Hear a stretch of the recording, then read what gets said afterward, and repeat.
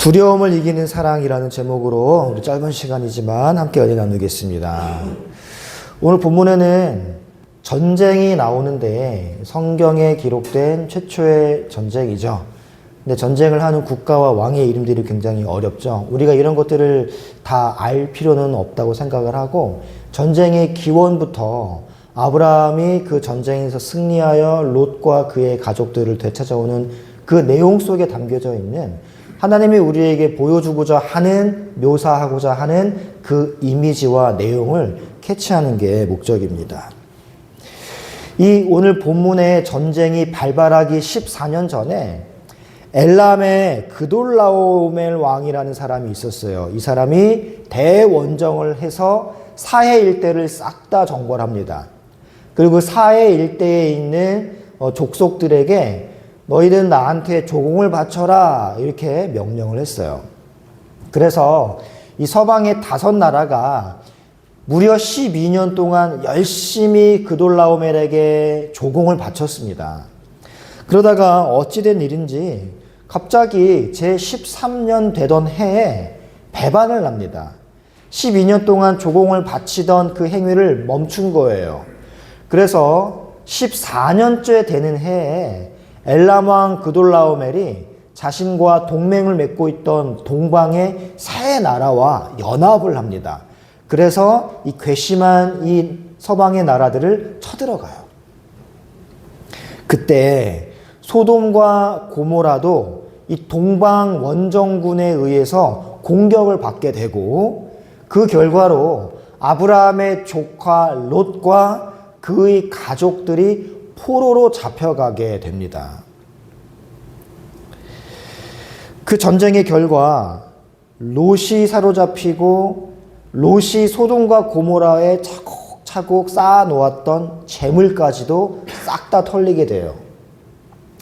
사실 롯은 아브라함을 떠나서는 안 되는 자였는데, 그가 하늘의 단비를 의지하여 살기보다 땅에 흐르는 물을 의지하여 살았고, 그 다음에 땅의 재물을 찾아간 결과가 오늘의 본문이거든요.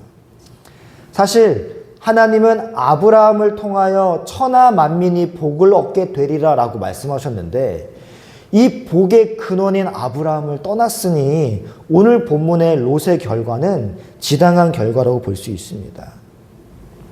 하늘의 단비를 사모하지 않고 땅의 물질을 따라간 당연한 결과예요. 그래서 롯은 소돔과 고모라에서 자기를 위해 땅의 보화를 쌓아두었지만, 그것은 결국에는 도적이 와서 뚫고 들어와 모두 훔쳐갔습니다. 예수님의 말씀이 한마디도 틀린 게 없어요. 어쨌든 오늘 본문에 보면요, 이 동방의 원정대는 엄청난 대군을 이끌고 팔레스타인 중부에 있는 여러 족속들을 싹 다 치면서 아래로 내려오는 구조거든요. 그래서 그들은 먼저 갈릴리 동쪽 바산 땅의 아스드롯 가르나임을 쳤습니다. 거기엔 누가 살고 있느냐면, 여기에는 우리가 조금 집중할 필요가 있습니다. 르바 족속이라는 족속이 살고 있어요. 성경에는 기록되지 않았지만 이 르바 족속은 거인족입니다. 거인족. 이 르바 족속은요, 문서에 의하면 굉장히 잔인하고 세상에 누구 하나 부러워할 것 없는 아주 강력한 군대를 소유하고 있었어요. 게다가 전부 거인들이었으니 이 족속들이 얼마나 강한 족속이었겠습니까? 그런데요, 이 거인족들도 정벌당하고 맙니다. 너무나 쉽게 허물어져 버렸어요. 그 다음에는 수스 족속이 동방 원정대에 무너지게 됩니다. 이렇게 이 동방 원정대는 가나안 땅 동부를 모두 점령하고 사해 서쪽까지 점령을 한 후에 마지막으로 반역을 한 5 왕들을 치러 올라온 거예요. 그래서 소돔과 고모라와 스보임, 아드마, 소알의 왕들은 이 역청 구덩이에 이제 배수진을 치고 저항을 해봅니다. 그런데 역부족이죠. 거인족들도 그냥 다 무너져 버리는 판에 이 사람들이 제 아무리 저항해봤자 무슨 효과가 있겠습니까? 그래서 그들은 오히려 혼비백산에서 도망가다가 왕은 역청구덩이에 빠지고 나머지 사람들은 산으로 뿔뿔이 흩어져 버립니다. 이렇게 거인족들을 비롯한 가나안의 수많은 왕들과 나라들이 속수무책으로 당할 수밖에 없었던 이 그돌라오메르의 동방원정군의 뒤를 누가 쫓아가느냐? 집에서 훈련시킨 318명을 데리고 아브라함이 쫓아갑니다. 이러한 아브라함의 출정은 진짜 무모해 보이기까지 해요. 이 싸움은 처음부터 말이 안 되는 싸움입니다. 계란으로 바위치기나 다름없는 싸움이에요. 아브라함은 300여 명의 훈련병과 아모리 족속, 또 마무리 부족, 그리고 주변에 있는 동맹국으로부터 소수의 동맹군을 얻었겠죠. 성경에는 이렇게 얻었다라는 말은 안 나오지만 동맹국이라고까지 나옵니다. 그러니까 318명을 데리고 출정할 때 좀 도와주시오 해서 소수의 동맹 군사는 얻었을 거예요. 그래서 황급히 출정을 합니다. 아브라함과 이 군사들이 싸워야 할 대적은 가나안 땅 전체를 점령하고 수많은 전리품과 포로들을 이끌고 승전가를 부르며 돌아가는 막강한 동방 원정군입니다. 이 싸움은 질 수밖에 없는 싸움이에요. 계란으로 바위치기라고 말씀드렸죠. 그런데 아브라함은요, 소식을 듣자마자 주저없이 벌떡 일어나 이 싸움에 출정합니다. 사실 롯이 동방 원정군에게 포로로 잡혀갔을 때 아브라함의 감정 상태는 객관적으로 보건대 그리 좋지는 않았을 것입니다. 롯에 대한 상당한 서운한 마음이 가득 차 있었을 상황이에요. 어쩌면 롯에게 괘씸한 마음이 들었을 수도 있었을 겁니다. 그러면 여러분, 조카 롯이 사로잡혀 갔을 때 구하러 갈 게 아니라 속으로 은근히 쾌재를 불러야 지당하지 않을까요? 감히 삼촌을 버리고 내가 양보한다고 그렇지 노른자 땅을 싹 다 가져가는 그렇게 경우 없는 조카가 사로잡혀 갔습니다. 그러면 그거 참 통쾌하다라는 마음으로 어떻게 되나 보자 하고 지켜봐야 하지 않겠습니까? 게다가 롯을 사로잡아간 이 군대는 막강한 동방 4개국의 연합군이에요. 자신에게는 300여 명의 가신들과 같은 동네에 사는 힘 좀 쓴다는 사람 몇 명뿐이었습니다.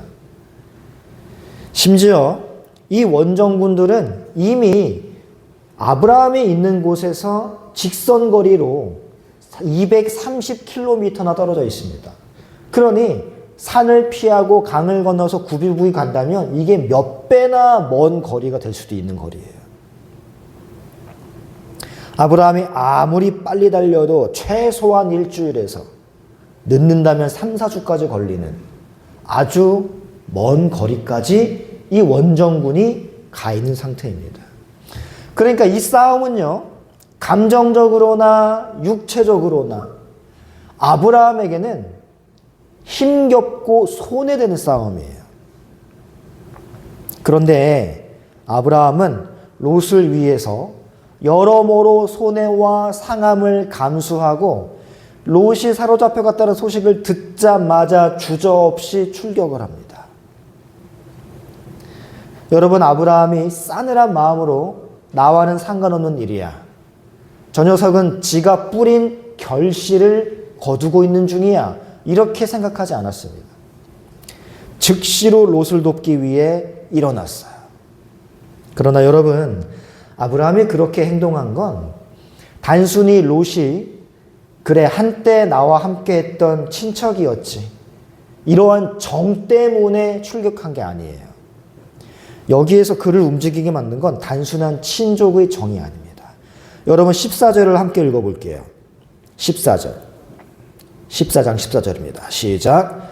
아브라함이 그의 조카가 사로잡혔음을 듣고 집에서 길리고 훈련된 자 318명을 거느리고 단까지 쫓아가서, 네, 보세요.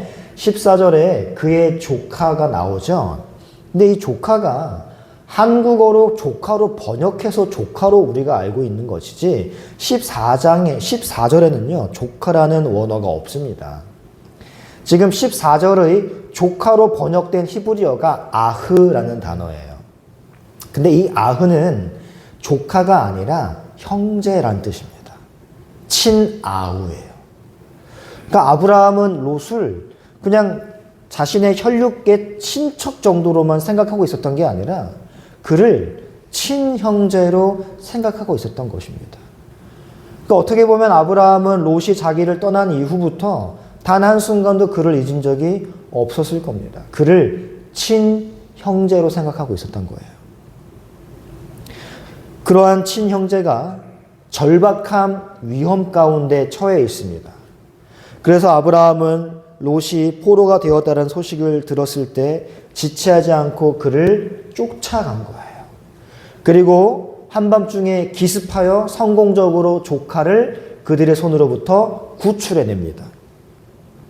여러분, 이 모습은요, 우리를 형제 삼으신 예수 그리스도의 모형이에요, 여러분. 그분은 99마리의 양을 버려두고 잃어버린 한 마리의 양을 찾으러 가시는 분이십니다. 그분은 그 잃어버린 한 마리의 양을 찾을 때까지 결코 쉬지 않으세요. 이러한 그리스도의 모습을 잠언 기자는 뭐라고 묘사하냐면요, 의인은 사자같이 담대하니라 라고 표현을 합니다. 우리 예수님이 무엇 때문에 담대하셨을까요? 우리 예수님께서 공중권세 잡은 자의 소나귀에서 우리를 찾아내시기 위해 성육신을 하시는 것, 무시무시한 악의 세력에서 우리를 구하시기 위해 채찍을 맞으시고 십자가에 달려 죽으시는 것, 이 모든 담대함이 어디서 파생되는 것이겠습니까? 여러분, 단지 그분이 하나님이시기 때문에 두려움을 알지 못해서일까요? 그렇지 않습니다. 우리 예수님도 육신 입고 계시는 동안 두려우셨어요. 그래서 이 잔이 내게서 지나가게 해달라고 피땀 흘려 기도하실 정도였습니다. 우리 예수님께서 십자가를 지실 수 있는 담대함의 근원은 바로 우리를 향한 사랑이에요. 우리를 친형제로 생각하시기 때문에 그렇습니다. 당신의 대속의 죽으심으로 우리를 살릴 수만 있다면 몇천 번이고 몇만 번이고 지옥의 고통을 대신 당하리라 라는 우리를 향한 그분의 끓는 사랑 때문에 그분은 담대히 십자가를 질 수 있었던 겁니다. 여러분, 요한일서 4장 18절을 보십시오. 함께 읽어볼까요? 시작. 사랑 안에 두려움이 없고 온전한 사랑이 두려움을 내쫓나니. 아멘.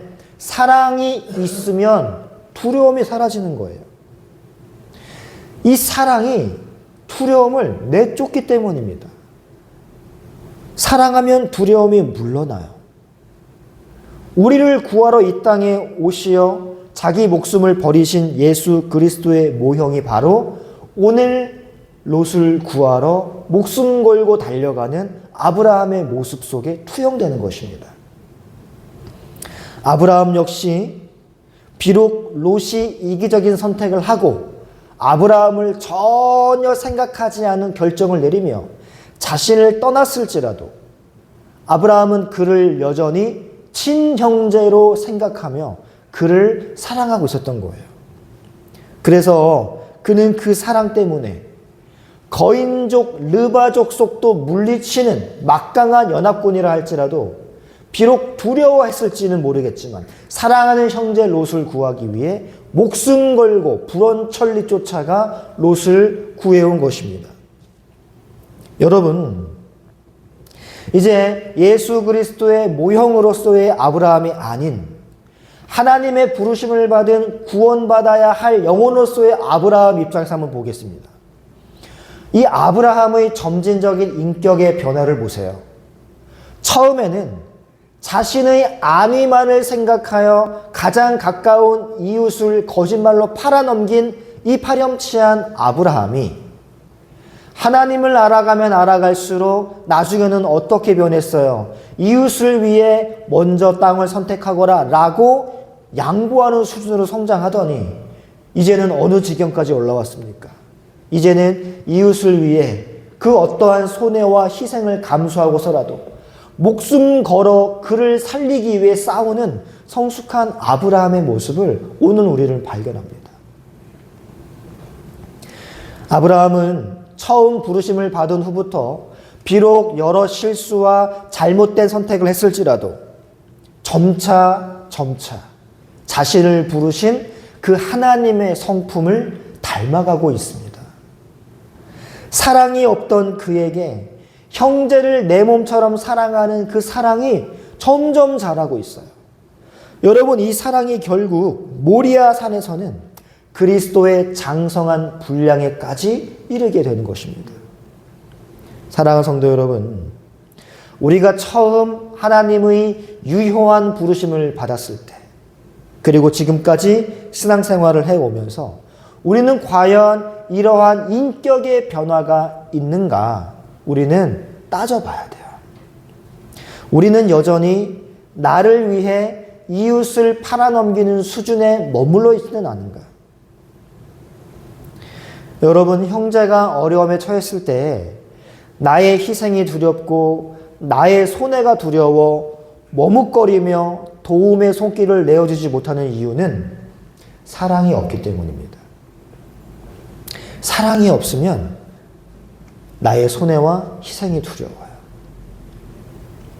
여러분, 우리 베델 쉼터교회는 롯을 향한 아브라함의 사랑, 우리를 향한 예수 그리스도의 그 뜨거운 사랑을 그대로 전수받는 교회가 되기를 축복합니다. 아멘. 그리고 그 사랑이 아브라함처럼 이웃에게 관용을 베푸는 것을 뛰어넘어 이웃을 위해 내 손해와 내 희생을 감수하고 물질적으로나 정신적으로나 어떠한 손해라도 감수하고 그를 위해 나를 희생할 수 있는 그 사랑으로 성장할 수 있기를 축복합니다.